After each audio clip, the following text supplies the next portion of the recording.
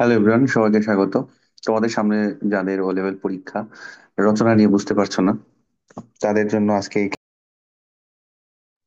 আসলে আমি আগেই কিন্তু রচনার একটা সাজেশন তোমাদেরকে দিয়েছিলাম। এই যে 25 ব্যাচের জন্য এখানে এই যে অভিজ্ঞতা, ভ্রমণ, তারপর চলাচল, ঋতু, এটি কি চলমান ঘটনা, বার্নিং ইস্যু আর কি, তারপর সিজন, আদার্স, এগুলা দিয়েছিলাম এখানে। আর এইখানে পাশাপাশি উপরে দেখিয়েছিলাম যে এখানে বিগত সালে কি কি আসছে। আসলে তুমি যখন কোথাও দেখবা যে কোনো ক্রিকেট দল যখন একটা বাইরের কন্ডিশনে খেলতে যায় বা খেলাধুলা করতে যায়, অনেক প্র্যাকটিস করে, তাই না? তো কিরকম বল আসে আর কি, এই বলগুলো অনেক প্র্যাকটিস করে। তো তোমাদের এগুলো আসলে দেখা দরকার। শুধু বাংলা না, যে কোনো সাবজেক্ট মনে করো যেরকম কোশ্চেন আসে, পাস্ট পেপার গুলো তোমরা আগে দেখবা, ওই আলোকে পড়াশোনা করবা। তো ওই আলোকে আমি তোমাদেরকে সাজেশন দিয়েছিলাম। আজকে মূলত আরো চমকপ্রদ একটা বিষয়, যে রচনা নিয়ে চলে আসছি তোমাদের জন্য। আমি এখানে সব বোঝাবো না। মোটামুটি 10টা 11টা আছে এখানে। তোমরা এটা দেখে নিও। তোমাদের মূলত যাদের লাগবে আমাকে হোয়াটসঅ্যাপ করবে, আমি এগুলো দিয়ে দিব। হ্যাঁ, এইখানে দেখো, আশা করি এখান থেকে তোমরা একটা রচনা কমন পাবা। আমি লাস্ট ইয়ারে আমাকে একজন, মানে চট্টগ্রাম থেকে একজন আমাকে নক করেছিল। তো ওই সময় আসলে আমি তাকে কিছু সাজেশন দিয়েছিলাম, 5টা সাজেশন দিয়েছিলাম, এর মধ্যে 2টা কমন পড়েছিল। এটা আমি স্ক্রিনশট হয়তো তোমার দেখাতে পারবো, দরকার নাই। আচ্ছা, তো এখানে কি দেখাবো? এইখানে এই যে এখান থেকে তোমরা এইগুলা এখানে যেগুলো আছে মোটামুটি পড়বা। দেখো আমি দেখাই দিই।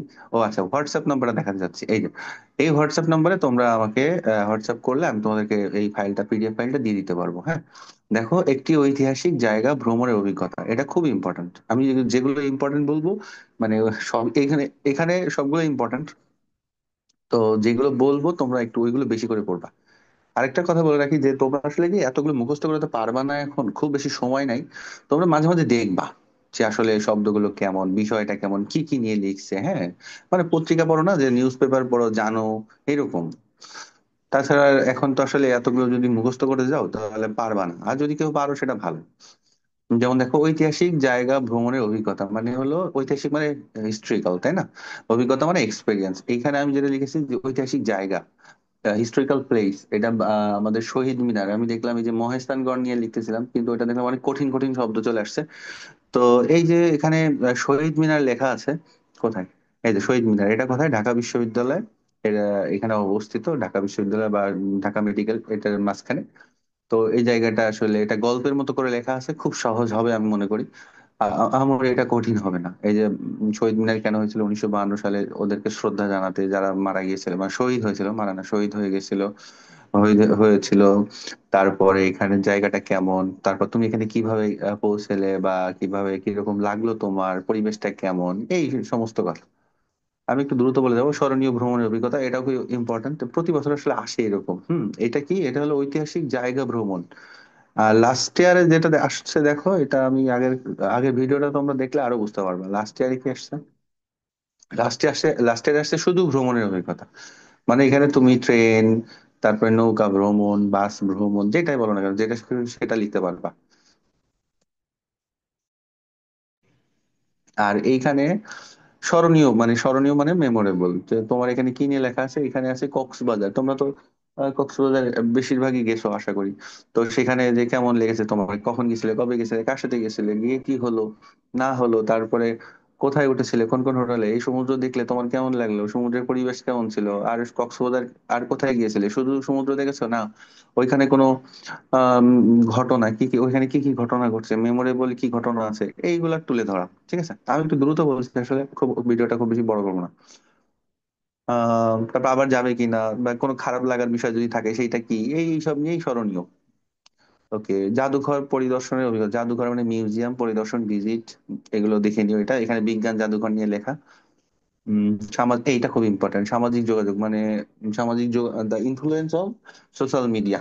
এটা নিয়ে আগেও ক্লাসে বলেছি, খুব একটা বলি নাই, এখনো বলবো না। সামাজিক, তোমরা জানো যে ফেসবুক, টুইটার, এইগুলো আসলে, তারপরে ইনস্টাগ্রাম, ইউটিউব, এগুলো আমাদের জীবনের উপরে, এগুলো এখন প্রভাব বা ইনফ্লুয়েন্স কত বেশি।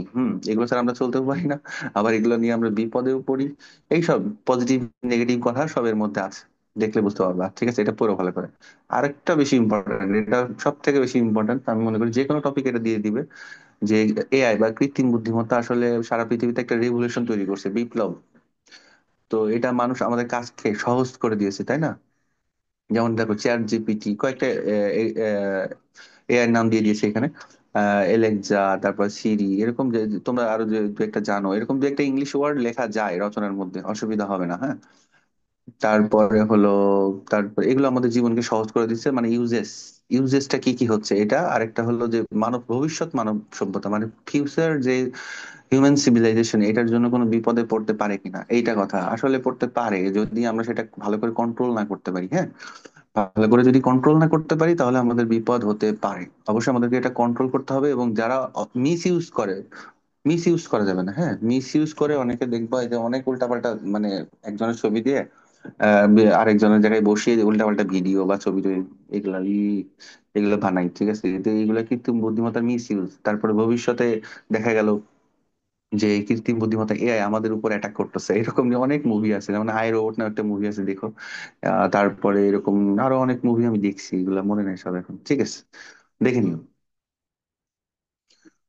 তারপরে পরিবেশ দূষণও আমাদের করণীয়, এটা 20-এ আসছে, 22-এ আসছে, এটা আবার দিতে পারে, একটু দেখে নিও। এই রচনা আসেই সবসময়, প্রায়ই আসে। এটা সার্টেন সাবজেক্ট বা টপিক রিলেটেড, এটা চলে আসতে পারে, দেখে নিও, হ্যাঁ। পরিবেশের দূষণ মানে, দূষণ মানে কি? পলিউশন। তো কি কি ভাবে পলিউশন হচ্ছে, যেমন এখানে দেখো আমি লিখেছি, কোথায় গেল, এই যে বায়ু, বায়ু মানে বাতাস। বাংলাদেশে মানে ঢাকা শহরের যে অবস্থা, মানে 10-20 বছর যদি এভাবে চলে, মানে চলতেছে, তো আমাদের আসলে সব অসুস্থ হয়ে যাব শুধু বাতাসের কারণে। পানি, তারপরে মাটি, শব্দ, বাইরে আমার বের হতে ইচ্ছা করে না সেই শব্দ দূষণের জন্য, বিলিভ মি। মানে এত বেশি হর্ন বাজায়, রিক্সা থেকে শুরু করে প্রাইভেট কার, তোমাদের যাদের মানে গাড়ি গাড়ি টাড়ি আছে, এই ড্রাইভারদেরকে বলবা যে তোমরা একটু যেন অপ্রয়োজনে এইসব না করে, হ্যাঁ।